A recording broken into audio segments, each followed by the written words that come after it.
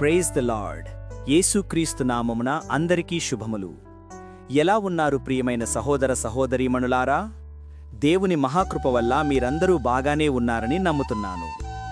సరే, ఈరోజు మనం దేవుని వాక్యాన్ని చూద్దాం రండి. ఈరోజు వాక్యమేమిటంటే నిర్గమాకాండము 24వ అధ్యాయము 17వ వచనం. యెహోవా మహిమ ఆ కొండశిఖరము మీద దహించు అగ్నివలే ఇశ్రాయేలీయున కన్నులకు కనబడెను.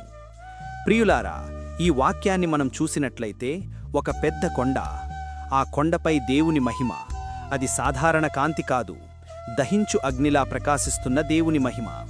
ఇశ్రాయేలీయులు ఆ దృశ్యాన్ని చూసినప్పుడు వారికి ఒక విషయం స్పష్టంగా తెలిసింది. అది ఏమిటంటే దేవుడు మహిమగల దేవుడు. ప్రియులారా, మనము కొన్నిసార్లు దేవుణ్ణి చాలా సాధారణంగా తీసుకుంటాం. కానీ పరిశుద్ధ గ్రంథం ఏమి చెబుతోందంటే దేవుని మహిమ గొప్పది, పవిత్రమైనది, భయభక్తి కలిగించేది. సీనాయి కొండపై కనిపించిన ఆ మహిమ ఒక గొప్ప సత్యాన్ని తెలియజేస్తుంది. దేవుడు పరిశుద్ధుడు, మహిమగలవాడు.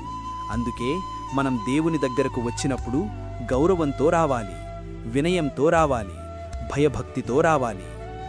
ప్రియమైన సహోదర సహోదరీమణులారా, మన జీవితంలో కూడా దేవుని మహిమ కనిపించాలి. మన మాటల్లో, మన ప్రవర్తనలో, మన జీవన విధానంలో దేవునికి మహిమ కలిగించే విధంగా జీవించాలి. అందుకే ఈరోజు మనం ఒక నిర్ణయం తీసుకుందాం.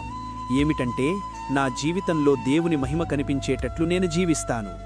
ప్రియులారా, సీనాయి కొండపై కనిపించిన అదే దేవుడు ఈరోజు కూడా మనతో ఉన్నాడు. ఆ మహిమగల దేవుడు నీకు, మీ కుటుంబాలకు తన కృపను అనుగ్రహించునుగాక. ఆమేన్.